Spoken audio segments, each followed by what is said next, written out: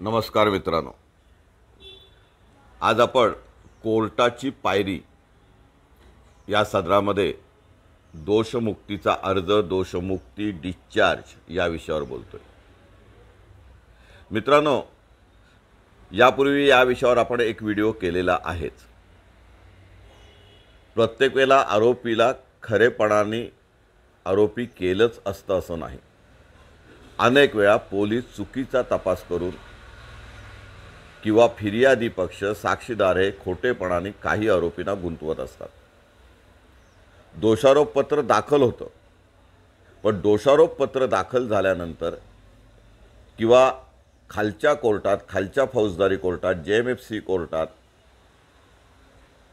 अन्य काही फौजदारी खटल्यामध्ये आरोपीला समन्स आल्यानंतर, आरोपी हजर झाल्यानंतर, जामीन दिल्यानंतर त्याच्या असं लक्षात येतं की त्याच्या विरुद्ध कोर्टात कोणताच पुरावा सादर झालेला नाही जो त्याला शिक्षेपर्यंत पोहोचवू शकेल, ज्याला आपण सकृतदर्शनी पुरावा असं म्हणतो, प्रायमा फेसी एव्हिडन्स असं म्हणतो।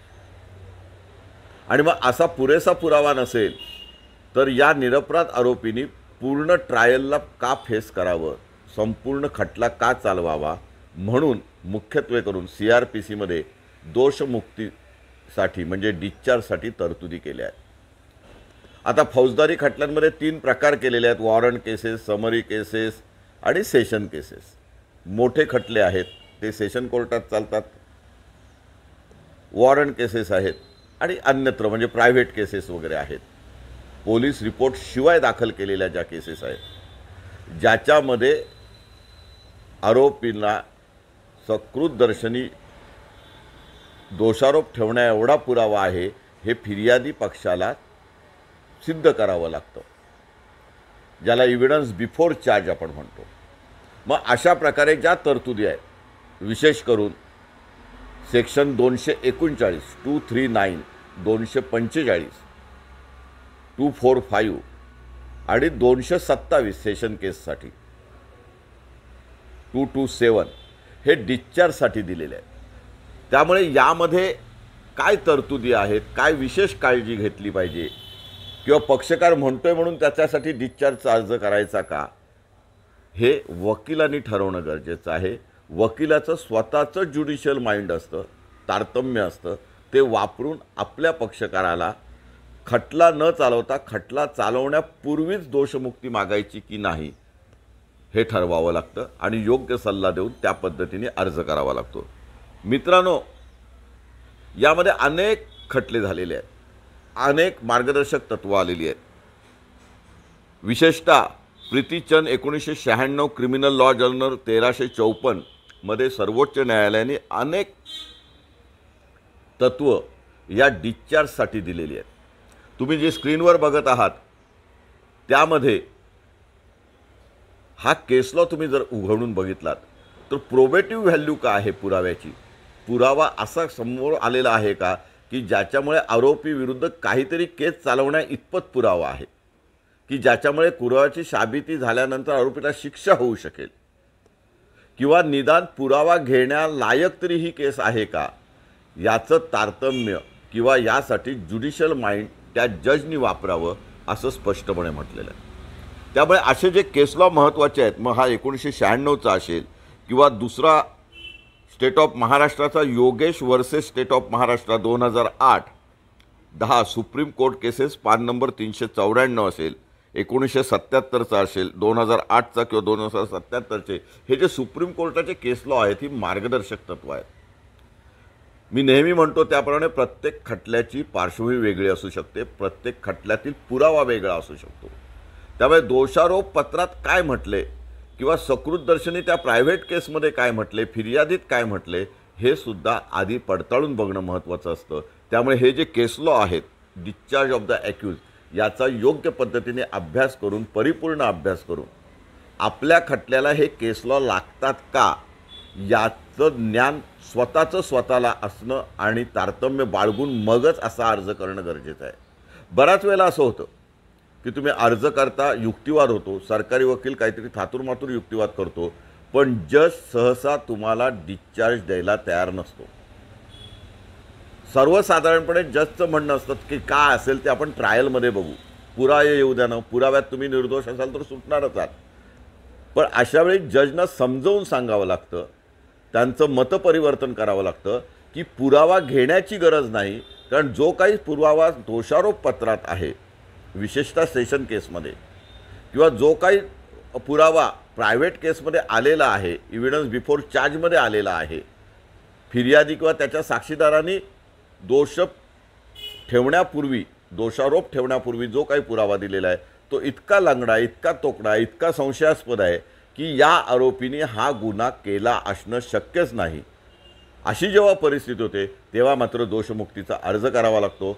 जजना समजावून सांगावं लागतं, त्यांच्या गळी उतरावं लागतं. साधारण जज हे दोषमुक्तीचा अर्ज मंजूर करण्याच्या बाजूनी नसतात, म्हणजेच थोडक्यात सरकार पक्षाच्या बाजूनी असतात. त्यामुळे हा जो AIR 2000 सुप्रीम कोर्ट 695 चा जो केस लॉ आहे त्यामध्ये जी मार्गदर्शक तत्व दिलेली आहेत की सफिशियंट ग्राउंड असणं, प्रायमा फेसी केस असणं महत्त्वाचं आहे आणि ही शेवटी सरकार पक्षाची जबाबदारी आहे. याचा योग्य वापर केला तर जर तुमच्याकडे योग्य युक्तिवाद असेल आणि चार्जशीटमध्येच असे काही कागद असतील की आरोपीला दोषमुक्ती मागता येईल किंवा अनेक आरोपींपैकी एखाद्या आरोपीला दोषमुक्ती मागता येईल, तर त्या आरोपी पुरताच दोषमुक्तीचा अर्ज करणं आणि तोही खटल्याचं सुनावणीचं काम सुरू होण्यापूर्वी करणं हे सर्वात महत्त्वाचं आहे. यासाठी 226 सेक्शन CRPCचं वाचणं महत्त्वाचं आहे. सहसा सरकारी वकील केस ओपन करत नाहीत किंवा केस ओपन झाली असं डिक्लेअर करतात, जजही त्याच्याकडे दुर्लक्ष करतात. पण 226 प्रमाणे मॅन्डेटरी प्रोव्हिजन आहे, त्याच्यामध्ये शाल हा शब्द आहे. त्यामध्ये दोषारोप पत्रापणे कोणत्या आरोपीविरुद्ध कोणता पुरावा आलेला आहे, त्या संबंधात कोणते साक्षीदार तपासले जाणार आहेत, सकृतदर्शनी हा खटला चालवण्यालायक आहे आणि सुनावणीनंतर आरोपींना योग्य पुरावा कोर्टात आणण्याची संधी सरकार पक्षाला दिली पाहिजे आणि कोणते दोषारोप ठेवता येतील किंवा कोणते दोषारोप ठेवता येणार नाहीत यासाठी 226 खाली मदत करायचं आहे. हे सरकारी पक्षाचं काम आहे. याचा जर तुम्ही आग्रह धरलात तर जजवरती जबाबदारी आहे. जर जजला सफिशियंट पुरावा वाटला नाही किंवा पुरावा वाटला नाही तर 227 खाली जजला सुद्धा दोषमुक्तीचा विचार करता येतो, परंतु सहसा होत नाही. म्हणून 227 मध्ये प्रावधान ठेवलेलं आहे की अशा वेळी पुराव्याच्या आधीच सकृतदर्शनी जर आरोपी निर्दोष असेल तर जजनी त्याचा ज्युडिशियल माइंडने विचार करावा आणि त्याला दोषमुक्त करावं किंवा डिस्चार्ज करावं. आता हे आपण सर्व सेशन केसच्या बाबतीत बोलतोय म्हणून तो 227 सेक्शन आणि 228 प्रमाणे दोषारोप ठेवता येतो. म्हणून 227 मध्ये जे सेशन ट्रायलमध्ये केस आहेत त्याच्यामध्ये ॲक्यूज शाल बी डिस्चार्ज असा शब्द आहे. त्यामुळे ह्या सगळ्या जबाबदाऱ्या सरकार पक्षावर किंवा जजवर आहेत याची जाणीव तुम्हाला सभ्य भाषेत करून द्यावी लागते. पण त्यासाठी चार्जशीटचा परिपूर्ण अभ्यास असणं, म्हणजे अगदी पुढे जाऊन म्हणायचं तर दोषारोप पत्रामध्ये म्हणजे चार्जशीटमध्ये सर्व पुरावा वाचल्यानंतर असाचा असा पुरावा सिद्ध होईल असं गृहीत धरलं तरी असा कोणताही पुरावा प्रत्यक्ष वा अप्रत्यक्ष नाही की साक्षीदार कोर्टात आल्यानंतर आणि त्यांची साक्ष अशीच्या अशी झाल्यानंतर सुद्धा आरोपीला शिक्षा होईल. त्यामुळे सकृतदर्शनी आरोपी दोषमुक्तीचा अर्ज करण्यास योग्य आहे असं समजून त्याला दोषमुक्त करावा अशा प्रकारचा युक्तिवाद आपल्याला करावा लागतो. आणि म्हणून 227 नंतर 239 सेक्शनचा सुद्धा विचार करणं गरजेचं आहे. ज्या वॉरंट केसेस असतात, ज्या कोर्टात CJM कोर्टात किंवा JMFC कोर्टात दाखल होतात, तिथे सुद्धा जर पुरावा योग्य नसेल, अपुरा पुरावा असेल तर मात्र तुम्हाला 239 सुद्धा मॅजिस्ट्रेट कोर्टात तुम्हाला जो दोषारोप आलेला आहे त्याच्यातून दोषमुक्ती मागता येते. आणि मग 244 सेक्शन वाचला तर लक्षात येईल की जो एव्हिडन्स बिफोर चार्ज रेकॉर्ड करायचा आहे प्रायव्हेट केस असतील अदर दॅन पोलीस रिपोर्ट अशा ज्या केसेस असतील त्यामध्ये तो पुरावा सफिशियंट नसेल, पुरेसा नसेल, सकृतदर्शनी नसेल तर 245 खाली अर्ज करता येतो किंवा कोर्टाला सुद्धा ते सोडता येतं. आणि जर कन्व्हिक्शन होणार नसेल, शिक्षा होणार नसेल तर 239 245 खाली खालील कोर्टाला आणि 227 खाली वरच्या कोर्टाला सोडता येतं. त्यामुळे ही जी तत्त्व आहेत व्याख्येमध्येच दिलेली आहेत किंवा मुख्य धारेमध्येच दिलेली आहेत, कायद्यातच दिलेली आहेत, याच तत्वांचा वापर करून आणि मगाशी दाखवलेले सुप्रीम कोर्टाचे केस लॉ आणि नवीन नवीन येणारे केस लॉ याचा वापर करून वस्तुस्थितीवर युक्तिवाद करणं महत्त्वाचं असतं. एक लक्षात घेणं महत्त्वाचं आहे, 227 खाली किंवा डिस्चार्जच्या अर्जाखाली तुम्ही नवीन पुरावा देऊ शकत नाही किंवा अपेक्षित नाही. जो पोलिसांनी पुरावा दिलेला आहे, कारण पुरावा साबित करण्याची जबाबदारी सरकार पक्षाची किंवा पोलिसांची आहे, इन्व्हेस्टिगेशन करणाऱ्या मशिनरीची आहे. त्यांनी जर पुरेसा पुरावा दिलेला नाही तर तुम्ही निर्दोष आहात म्हणून तुम्ही काउंटर पुरावा देणं हे योग्य असत नाही. बऱ्याच वेळेला जज तो नाकारू शकतात. अर्थात डिस्क्रेशन जज साहेबांचं आहे. प्रत्येक केसची परिस्थिती वेगळी असू शकते. तुमचा ॲलिबीचा डिफेन्स असेल आणि जर पोलिसांच्या चार्जशीटमध्ये तुम्ही त्यावेळी घटनेच्या वेळी नव्हतात असं स्पष्ट वाक्य असेल, पोलिसांनी जर 169चा रिपोर्ट तुमच्या संबंधात दिला असेल आणि कोर्टाने तो नाकारला असेल आणि मग तुम्ही सेशन कोर्टात आल्यानंतर सेशन कोर्टात तुम्ही डिस्चार्जचा अर्ज नक्की करू शकता. जजनी तो मान्य करणं अमान्य करणं हे त्याचा ऐच्छिक भाग आहे. परंतु जरी सेशन कोर्टाने असा दोषमुक्तीचा अर्ज नाकारला तरी तुम्हाला उच्च न्यायालयातून त्या आदेशाला आव्हान देऊन तुम्हाला दोषमुक्ती मागता येते. त्यामुळे दोषमुक्तीचा संधीचा योग्य फायदा घेणं महत्त्वाचं आहे. जज देणारच नाही किंवा जजचं मतपरिवर्तन होणार नाही असं गृहीत धरून अर्ज न करणं हे सुद्धा चुकीचं आहे. त्यामुळे जर तुमच्याकडे खरंच आरोपी गुन्ह्यात सामील नव्हता आणि आरोपी गुन्ह्यात सामील नव्हता हे सिद्ध करणारा सकृतदर्शनी पुरावासुद्धा दोषारोपपत्रात आहे, पोलिसांचंच तसं म्हणणं आहे, म्हणजे फिर्यादींनी खोटेपणाने नावं घेतलेली आहेत. हे विशेषतः गावकीच्या विरुद्ध ज्या केसेस होतात, समूहाच्या विरुद्ध ज्या केसेस होतात त्याच्यामध्ये हे विचारात घेणं गरजेचं आहे. आणि म्हणून दोषमुक्तीचा अर्ज करता येतो. आणि मग प्रोसिजर फॉर ट्रायल्स ह्याचासुद्धा विचार करणं पाहिजे की मॅजिस्ट्रेटसमोर आरोपीला केव्हा आणलं जातं, पोलीस रिपोर्ट केव्हा दाखल केला जातो, मॅजिस्ट्रेटची कर्तव्य काय, आणि मॅजिस्ट्रेटला चार्जेस ग्राउंडलेस आहेत असं वाटलं तर आरोपीच्या वतीने तुम्ही युक्तिवाद करून सरकार पक्षाला ऐकण्याची संधी देऊन तुम्हाला डिस्चार्जचा अर्ज करता येतो किंवा मॅजिस्ट्रेटला डिस्चार्ज करता येतो.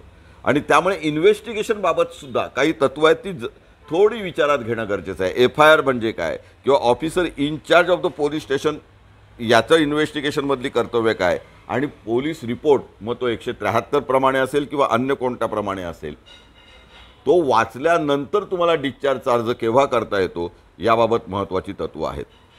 मित्रांनो, याबाबत अनेक सर्वोच्च न्यायालयाचे निकाल आलेले आहेत आणि त्यामध्ये या डिस्चार्जची तत्त्व जजनी कोणती कामं केली पाहिजे, जजवर काय ज्युडिशियल माइंड कशा पद्धतीने वापरलं पाहिजे, कोर्टासमोरच्या पुराव्याची पडताळणी कोणत्या प्रकारे केली पाहिजे, तो अंतिम खटला नाही, अंतिम सुनावणी नाही, त्यामुळे प्रायमा फेसी सकृतदर्शनी आहे त्या कागदावरचा प्राथमिक विचार कसा केला पाहिजे याबाबतची अनेक तत्त्व आलेली आहेत, ती मात्र बघणं अत्यंत गरजेचं आहे.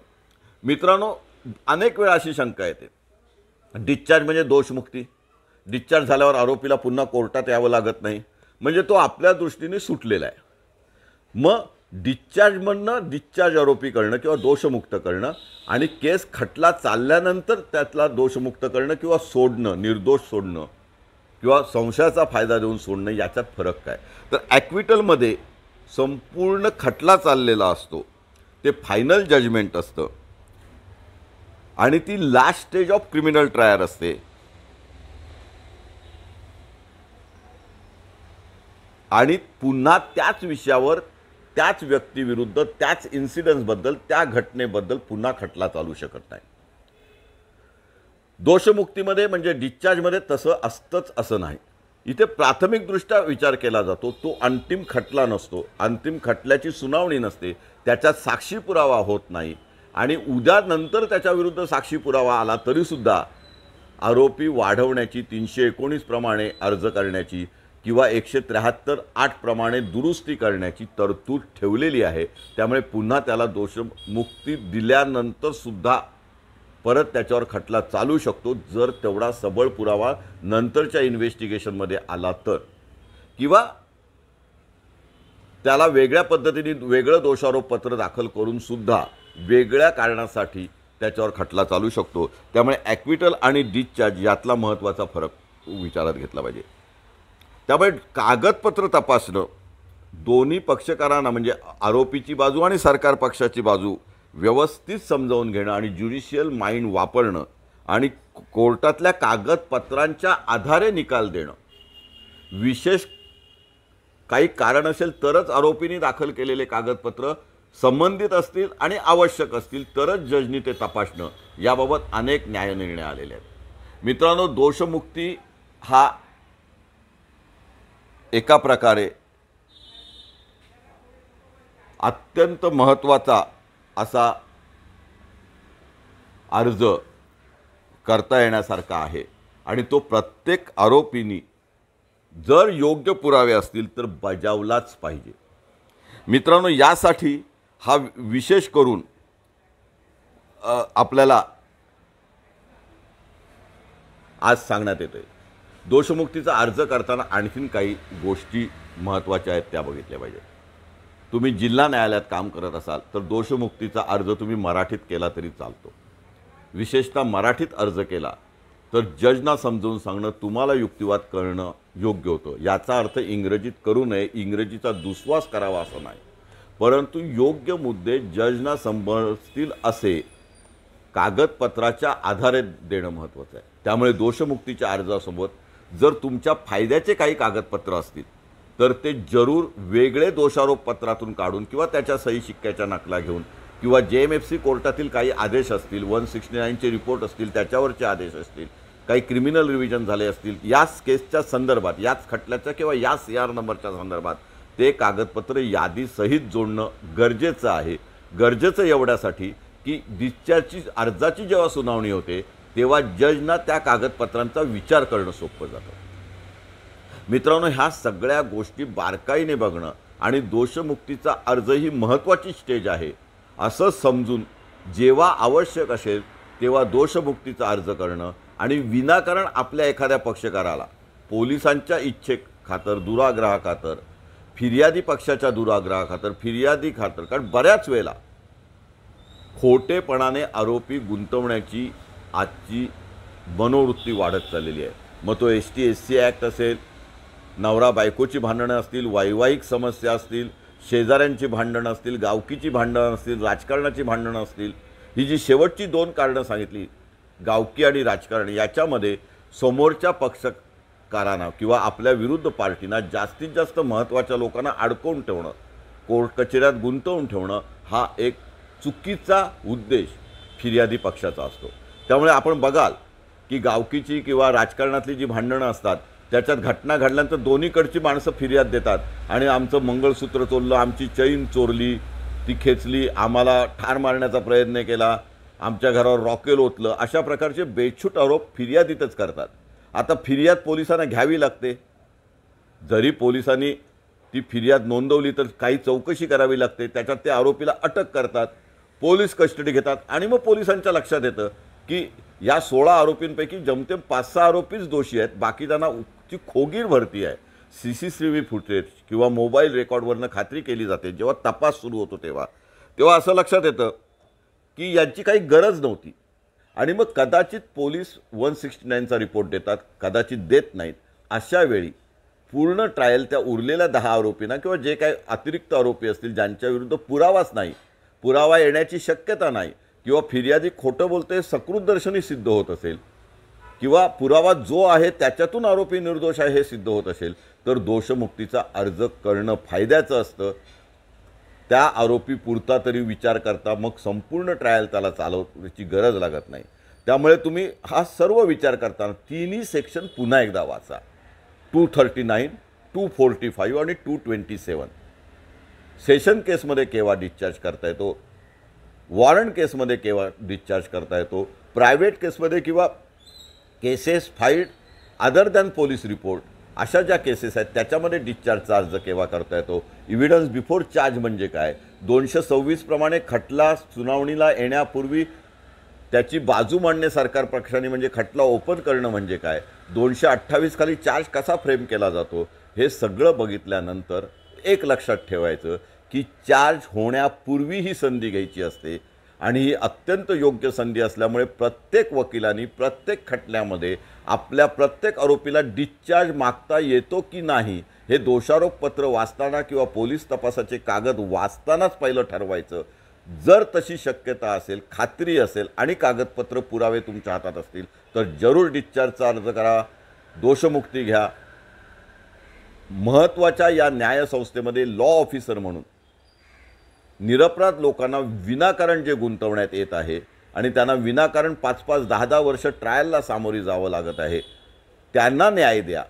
सरकार पक्षाचे प्रत्येक वेळेला उद्देश चांगलेच असतात असं नाही, पोलीस प्रत्येक वेळेला प्रामाणिकपणे तपास करतात असं नाही, फिर्यादी पक्ष आणि साक्षीदार प्रत्येक वेळेला प्रामाणिकपणे खरं तेवढीच साक्ष देतात असं नाही.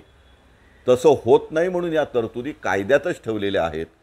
कारण 10 अपराधी सुटले तरी चालतील, एक निरपराधाला शिक्षा होता कामा नाही, हे मूळ न्यायतत्व लक्षात ठेवा. मागावून केस चालणं, त्याच्याविरुद्ध खोटा पुरावा आणला तर विनाकारण तो शिक्षेला जाऊ शकतो. कारण साक्षी पुरावा पोलिसांच्या दोषारोप पत्राव्यतिरिक्त वाढवून सांगितला जातो, अशावेळी एक वाईट प्रघात पडतो. त्यामुळे डिस्चार्जचा अर्ज ही योग्य संधी कायद्यात दिलेली आहे, त्याचा योग्य वापर तुम्ही केलाच पाहिजे असं माझं म्हणणं आहे. परंतु त्यापूर्वी तुमचं स्वतःचं लॉ ऑफिसर म्हणून स्वतःचं ज्युडिशियल माइंड आहे, तारतम्य आहे, तेही तेवढंच वापरलं पाहिजे. आवश्यक असेल तरच डिस्चार्जचा अर्ज करा. टाईमपास म्हणून पक्षकारांना छळण्यासाठी किंवा पक्षकारांकडून पैसे उकळण्यासाठी, वेळ काढूपणा करण्यासाठी नक्की करू नका. आज आपण इथेच थांबूया. हा व्हिडिओ आवडला तर नक्की लाईक करा, शेअर करा, इतर लोकांना पाठवा, चॅनलला सबस्क्राईब करा. विलास नाईक हे चॅनल खास या विषयासाठी कोर्टाची पायरी या सदरात तुम्हाला काही मार्गदर्शन करण्याचा प्रयत्न करते, प्रामाणिकपणे करते, त्याला साथ द्या हीच नम्र विनंती. आज आपण इथेच थांबूया. जय हिंद, जय महाराष्ट्र.